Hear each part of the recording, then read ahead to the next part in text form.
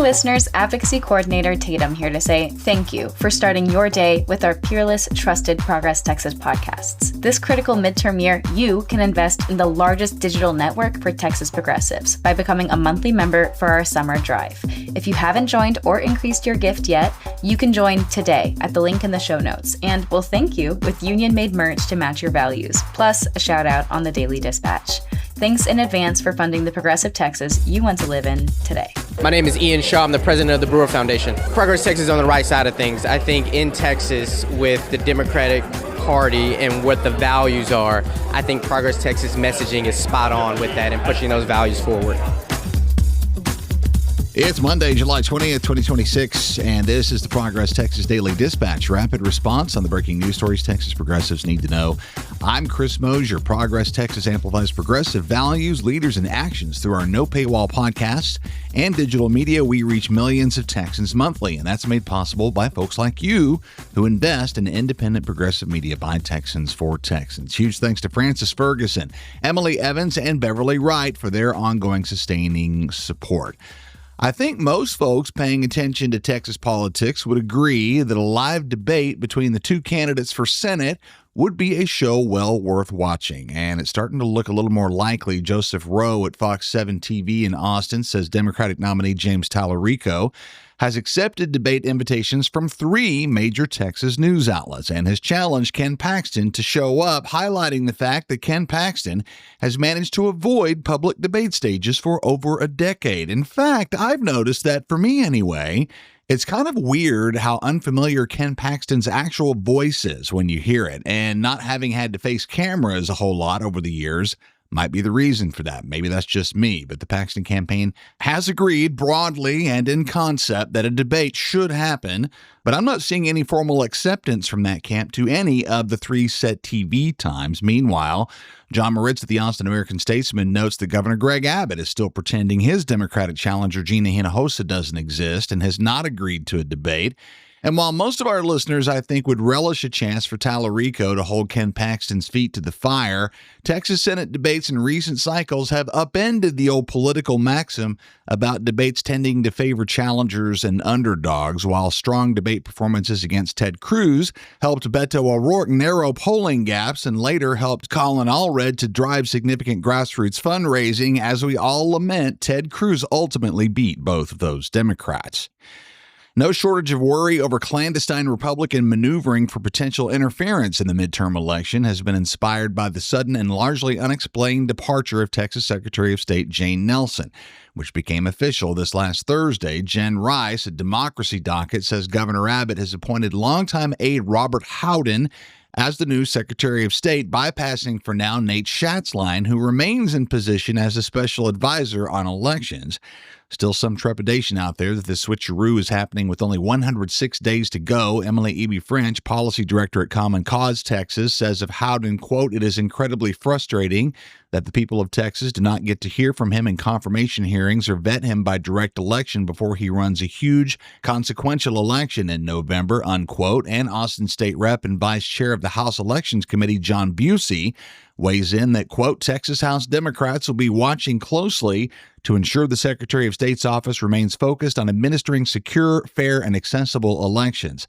At a moment when the president is attempting to undermine public trust in our democracy, Texas's top election official must defend the facts, follow the law, and protect every eligible Texan's sacred right to vote," unquote. And right on cue, there's weirdness at the county level creeping up and rapidly purpling Williamson County, just north of Austin, and one of the 2 counties alongside Dallas that saw chaos in the primary due to their local Republicans' demands for precinct-specific voting locations on Election Day back in March. Michelle Davis at Lone Star Left says local Wilco officials, Republicans of course, have been using flawed state data to falsely accuse everyday citizens, including people who have never been arrested, of being felons, threatening to quietly strip away their right to vote before an August 5th federal cutoff on voter purges ahead of November arrives. And watchdogs have pointed out this aggressive push is a clear attempt at voter suppression designed to eliminate voters under the guise of routine list maintenance, exploiting state funding laws to rush out thousands of questionable notices without bothering to verify their accuracy. Overseen by a Republican-controlled elections commission and an appointed county judge, the department has shifted the burden of proof onto those everyday Texans who must now jump through bureaucratic hoops within 30 days to prove they aren't criminals in order to keep their voting rights. Davis says that anyone targeted by these letters should immediately call the Williamson County Elections Office to verify the notice, mail in certified written proof of their clean criminal record, where's that come from, and to report this interference to the Nonpartisan Election Protection Hotline. There's lots more detail on all this in the link in the show notes. But y'all, if Williamson County's doing this underhanded stuff as that 90-day deadline to fiddle with the voter rolls closes in, it's probably happening in other counties where Republicans have their hands on the wheel as well. If you live in one of those places, this is a moment to watch your mail extra close and to definitely open anything you get from your local county elections office without delay. And finally, y'all, it was a weekend of protest in Houston. As Fox 26 TV says, hundreds gathered at Houston's Irvin Chu Park yesterday for a rally honoring Lorenzo Salgado Araujo, demanding justice and transparency following his death during an ICE operation 2 weeks ago tomorrow. The demonstration, organized by the groups We the Lucha and Immigrating Youth Texas and featuring local faith leaders and Congressman Al Green. The transparency and accountability Houston is crying out for appear unlikely to come from the federal level, though, as a report comes the same day from the New York Times that they're hearing about federal guidance directing the FBI to cease investigations into public confrontations involving ICE agents.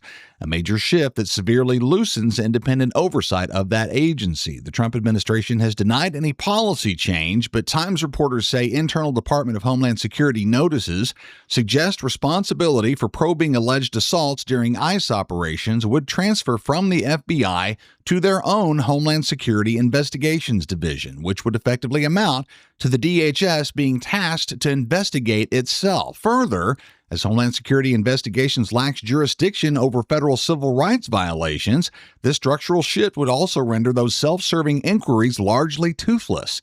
It would appear that the Trump machine is growing weary of even the pretense of transparency or accountability. It's basically open season on suspected undocumented immigrants, and if we're to believe what Marco Rubio's been saying over this weekend, it's potentially open season on outspoken progressives like you and me as well.